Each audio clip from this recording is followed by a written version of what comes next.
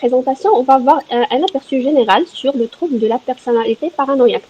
Y compris, on va voir, Inch'Allah, la notion de la paranoïa. On va voir, Inch'Allah, les types de troubles de la personnalité paranoïaque et la complexité d'Yalha. On va voir, Inch'Allah, les éléments qui favorisent le développement le trouble paranoïaque. Nous allons voir, Inch'Allah, d'une manière générale, les causes bien sûr, qui entraîne le développement le trouble. Il y a quelques causes plus spécifiques à développer le trouble paranoïaque. Nous allons, Inch'Allah, voir les symptômes essentiels à savoir, nous, en tant que psychopraticiens, pour savoir est-ce qu'on va inviter le patient à faire un diagnostic chez le psychiatre. Et finalement, nous allons voir, Inch'Allah, les thérapies pour le traitement le trouble paranoïaque. Alors, généralement, la paranoïa, c'est un terme générique. D'accord.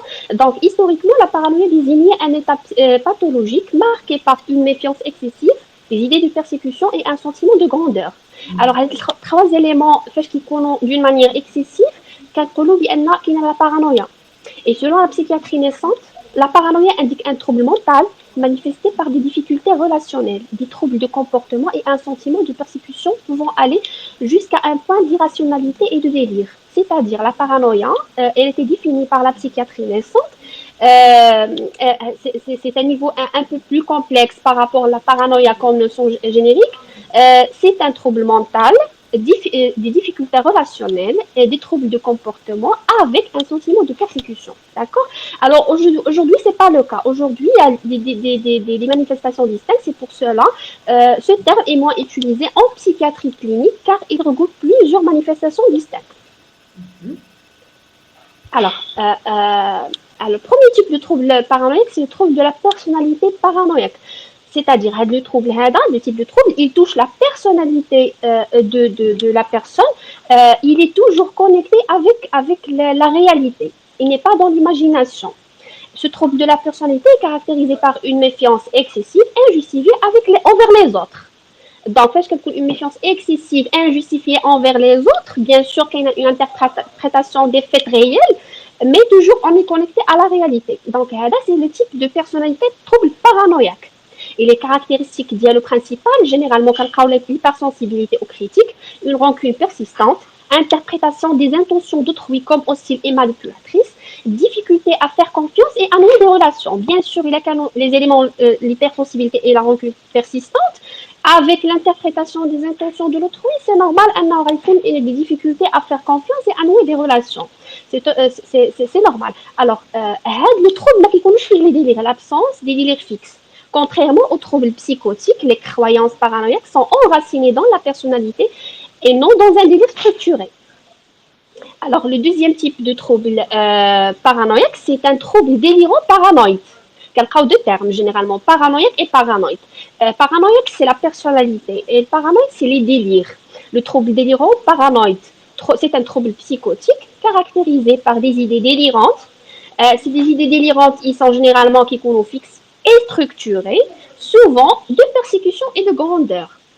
Les caractéristiques principales du trouble, généralement, quand des convictions délirantes inébranlables, que ce soit de persécution, de jalousie, de grandeur, etc. Mais les trois éléments liés essentiels qui sont caractérisés par le type de trouble paranoïaque, c'est généralement quand la persécution, la jalousie et la grandeur. C'est trois types de délire, et le rachef, Inch'Allah. Alors, le type de trouble, il est peu ou pas l'altération des capacités cognitives générales, contrairement à la schizophrénie. Donc, généralement, la personne qui est développée le trouble, l'arrivée à un certain niveau de délire paranoïde, généralement, il a une certaine capacité cognitive. C'est-à-dire qu'il raisonne, il peut structurer les délires et il peut faire des idées imaginaires d'une manière logique, contrairement à la schizophrénie. Alors, ce type de trouble, à ce niveau de complexité, il peut toucher aussi des personnes avec une bonne intégration sociale et intellectuelle. Donc, généralement, les trois types de délire paranoïde pour ce type de trouble, on trouve souvent le délire de persécution. C'est-à-dire, ce sont des croyances chez la personne d'être suivie, surveillée empoisonnés, etc., par le monde extérieur. On trouve aussi le délire de jalousie, le délire de jalousie généralement qui compte avec le partenaire, qui compte des convictions infondées que le partenaire est infidèle, et généralement c'est infidèle, mais qui couche la confiance avec le partenaire. Le troisième type de délire, c'est des délires érotomaniaques. C'est des délires érotomaniaques, ce sont des croyances qu'une personne importante est amoureuse de soi. Ce sont des idées imaginaires, des croyances, bien sûr, elles sont développées à la base un mécanisme de défense développé avec la personne. Là, je fais les éléments qui font la personne, il développe avec le mécanisme de défense. ها هو دابا لو طابلو رجع صافي جو سي با كان مشى C'est bon? vous pouvez reprendre الله يعطيك السر غير après par rapport à ce tableau merci beaucoup. D'accord, d'accord. Alors, dans ce tableau, on trouve une petite différence entre les deux troubles, deux types de troubles, au niveau de la nature, de la méfiance, des délires et aussi de la réaction aux autres. Alors, par rapport au premier trouble de la personnalité paranoïaque, le trouble, il est stable et chronique. Le deuxième trouble, il est psychotique et épisodique. Épisodique ou chronique. Mais généralement, il est psychotique. Qui est épisodique ou chronique. Ça dépend, c'est des cas par cas. Au niveau de la méfiance, le premier trouble de la personnalité paranoïaque, il est exagéré, mais ancré dans la réalité. Donc la méfiance, parce que généralement, il est lié à des faits réels. Le deuxième trouble, généralement, quand la méfiance elle est délirante, détachée de la réalité. La méfiance, elle touche toujours des idées imaginaires qui ne reflètent pas la réalité chez la personne. Alors, les délires, bien sûr, ils sont absents le premier trouble. Le deuxième trouble, il est présent et souvent structuré. Généralement, la différence entre la schizophrénie et d'autres troubles, types de troubles, et le trouble de délire paranoïaque, c'est que la paranoïa, les idées imaginaires délirantes, elle est présentée d'une manière structurée chez la personne. Et donc, au niveau de la réaction aux autres, le premier trouble de la personnalité paranoïaque, l'interprétation négative des intentions par rapport le milieu extérieur, par rapport à la personne. Le deuxième type de trouble, la construction des convictions absolues persécutées. D'accord.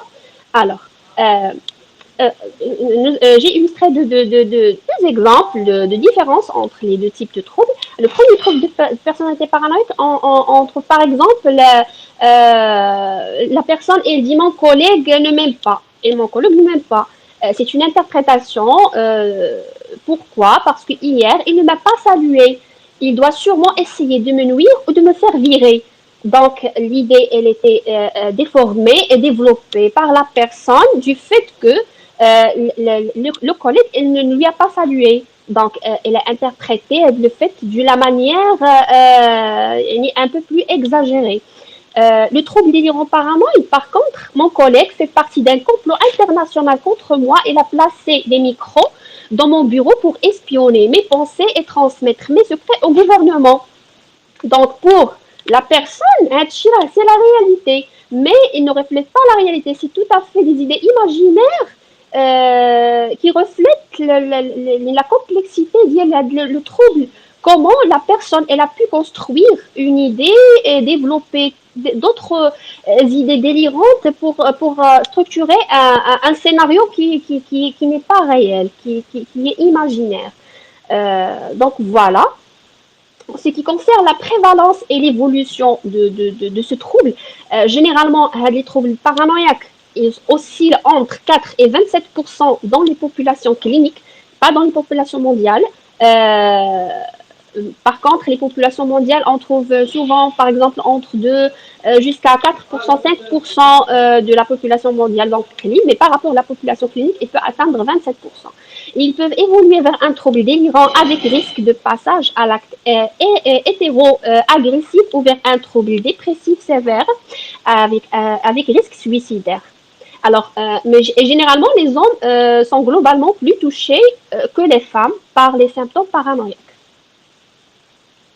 Alors, on va voir, Inch'Allah, les liens entre les types de personnalités qui sont prédisposés à développer ce type de trouble. Bien sûr, on a le type 6, le loyal, et le type 8, le chef.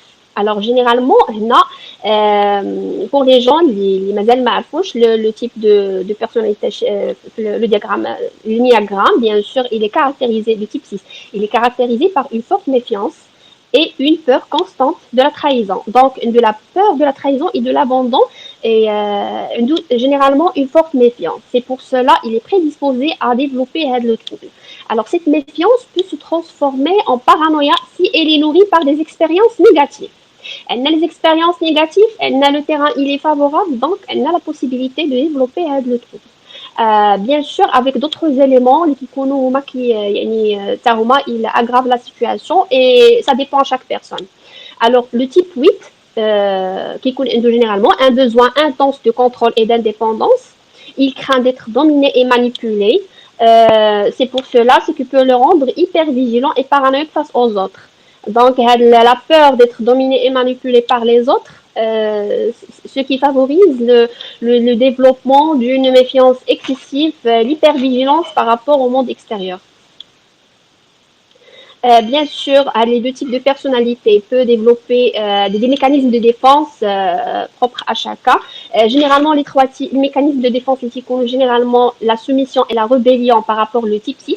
Il peut osciller entre une soumission excessive et une rébellion contre l'autorité. Le deuxième mécanisme de défense par rapport aussi au type 6 peut adopter une attitude plus agressive et provocante pour tester les autres et se rassurer. Qui يكون عنده un manque de confiance, c'est pour cela qu'il développe le mécanisme de défense. Par contre, le type 8, il développe un mécanisme de défense, style défensif et offensif. C'est une réaction forte et immédiate à la moindre perception de menace. Il est très vigilant et très sensible par rapport à l'interprétation des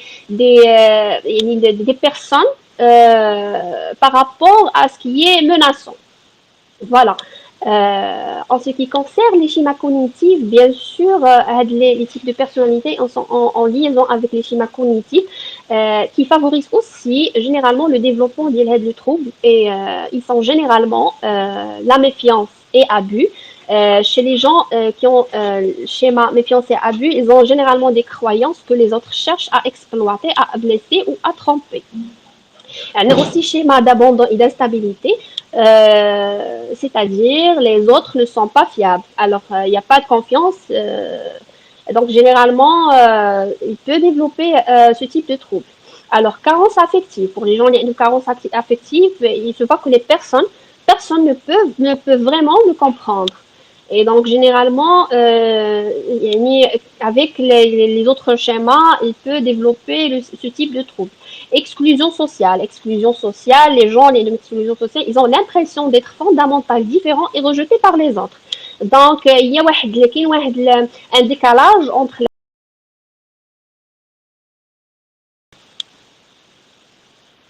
Alors, finalement, l'importance de l'alliance thérapeutique, c'est un élément crucial pour l'efficacité,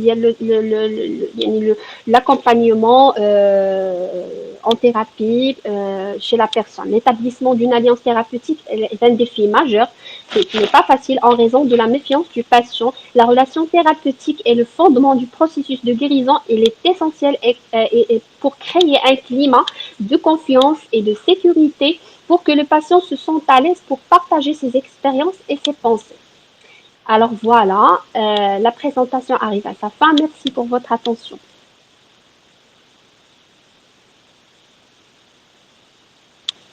Merci beaucoup, Soukaina. J'apprécie énormément. Vous n'avez pas fait une présentation,